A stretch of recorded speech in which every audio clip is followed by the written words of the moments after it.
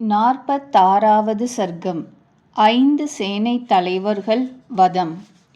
மகானுபாவரான வானரரால் மந்திரி குமாரர்களை கொலையுண்டவர்களாய் தெரிந்து கொண்டு இராவணன் உள்ளெழுந்த விசாரத்தை வெளிக்காட்டாதவனாகி காலத்திற்கொத்த ஓர் தீர்மானத்தை செய்து கொண்டான். அந்த தசகண்டன் வீரர்களும் யுத்த நீதியில் வல்லவர்களும் ஹனுமாரை கட்டிப் பிடிப்பதில் ஆசக்தி கொண்டவர்களும் யுத்தத்தில் வாயு வேகம் போன்ற வேகமுடையவர்களும் சேனை தலைவர்களுமான விரூபாக்ஷன் யூபாக்ஷன் என்ற இருவர்களையும் துர்த்தரன் என்ற ராட்சசனையும் பிரகசன் என்பவனையும் பாசகர்ணன் என்பவனையும் இந்த ஐவர்களையும் பார்த்து பின்வருமாறு ஆக்ஞை செய்தான். சேனாபதிகால், நீவேர் யாவரும் குதிரைகள் இரதங்கள் யானைகள் இவைகளுடன் கூடியவர்களாய் பெருஞ்சேனையை திரட்டிக் கொண்டவர்களாய் புறப்பட்டுச் செல்வீர்களாக. அந்த வானரம் சிக்ஷிக்கப்பட வேண்டியது என்றான். அந்த குரங்கை கிட்டி வெகு சாவதான பிரயத்தனங்களோடு கூடினவர்களாக அவசியம் இருத்தல் வேண்டும். அன்றியும் தேச காலங்களுக்கு விரோதமான செயலுக்கு ஏற்ற பரிகாரம் தேட வேண்டும். செயலை கொண்டு முன்பின் ஆலோசிக்கும் நான் அதை சாதாரண குரங்காய் நினைக்கவில்லை. எப்படி பார்த்தாலும் அது அளவற்ற பலம் கொண்ட பெரும் பூதமே. நமக்காக இந்திரனால் தவத்தின் மகிமையால் படைக்கப்பட்டதாகவே இருக்க வேண்டும். கூடிச் சேர்ந்து வந்த உங்கள் எல்லோரோடும் கூட என்னால் நாகர்கள் யக்ஷர்கள் கந்தர்வர்கள் இவர்களுடன் கூடிய தேவர்களும் அசுரர்களும் மகரிஷிகளும் ஜெயிக்கப்பட்டிருக்கிறார்கள். அவர்களால் நமக்கு ஏதோ கொஞ்சம் கிருத்திரிமம் புரியப்பட வேண்டியது அவசியமாக. அதுவே இது. இதில் சந்தேகமில்லை. வலிந்து பிடிக்கப்பட வேண்டும்.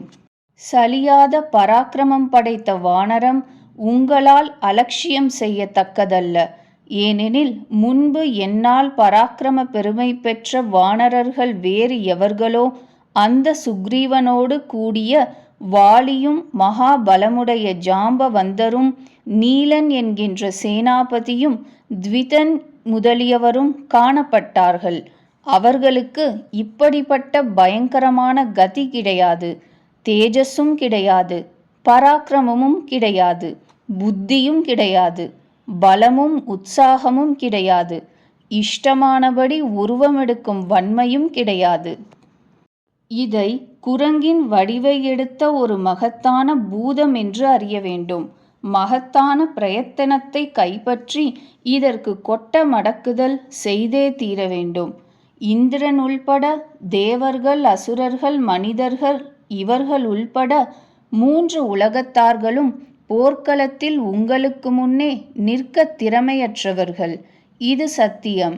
என்றாலும் யுத்தத்தில் வெற்றியை கோரும் தந்திரசாலியால் தக்க முயற்சியோடு தன்னுயிர் காப்பாற்றப்பட வேண்டியது. ஏனெனில் யுத்தத்தில் வெற்றி என்பதோ இன்னாருடையது என்பது சொல்ல இயலாது. அக்னிக்கொப்பான ஜோதி உடையவர்களும் மகா சாமர்த்தியம் படைத்தவர்களும் மகா பராக்கிரமம் உடையவர்களுமான அவர்கள் எல்லோரும் எஜமானனது ஆக்ஞையை அங்கீகரித்து இரதங்களாலும் மதம் கொண்ட யானைகளாலும் மகா வேகமுள்ள குதிரைகளாலும் கூரிய பற்பல ஆயுதங்களாலும் எல்லா சைன்யங்களாலும் புடைசூழ பெற்றவர்களாய் புறப்பட்டார்கள். அப்பால் வீரர்கள் தனது தேஜசாகிற கிரண வரிசைகளுடன் உதயமாகிற சூரியன் என ஜொலிக்கின்ற அந்த மகா கபியை பார்த்தார்கள். அவர்கள் எல்லோரும் மகத்தான உற்சாகமுடையவரும் மகா உறுதி கொண்டவரும் மகா பலிஷ்டரும் மகா சக்திமானும் மகா சாமர்த்தியசாலியும் பெருத்த உருவம் கொண்டிருப்பவரும் மகா புத்திமானும் தோரண வாயிலில் இருப்பவருமான அவரை கண்ட உடனேயே எல்லா திசைகளிலும் அந்த பயங்கரமான படைக்கலங்களால் அவ்வவ்விடத்திலிருந்து தாக்கினார்கள். கொடியவைகளும் கூறியவைகளும் கருநெய்தல் போன்ற கருநிறமுள்ளதும் சிவந்த முனையுள்ளவைகளும் இரும்பால் செய்யப்பட்டவைகளுமான 5 சரங்கள் அவருடைய சிரத்தில் துர்தரனால் விடுக்கப்பட்டன. அந்த 5 பாணங்கள் முடியில் அடியுண்ட அந்த வானரர் 10 திக்குகளும் கதறும்படியாய் கர்ஜித்துக் கொண்டு ஆகாசத்தில் கிளம்பி பாய்ந்தார். அப்பொழுது தேரில் இருப்பவனும் வில்லில் நாணேற்றியவனும் மகா பலவானும் வீரனுமான துர்தரன் கூரிய கணக்கற்ற கணைகளால் நிரப்பிக்கொண்டே தாக்கினான். அந்த வானரர் ஆகாயத்தில் சரங்களை வர்ஷிக்கின்ற அவனை வர்ஷிக்கின்ற மேகத்தை கார்கால கடைசியில் காற்று போல் தகைந்து விட்டார். அதின்மேல் அந்த துர்தரனால் துன்புறுத்தப்படுகிற சாமர்த்தியசாலியான அனிலாத்மஜர், அதாவது மாருதியார், இன்னும் அதிகமாய் ஓங்கி வளர்ந்தார். ஒரு பெருங்கர்ஜனையும் இட்டார்.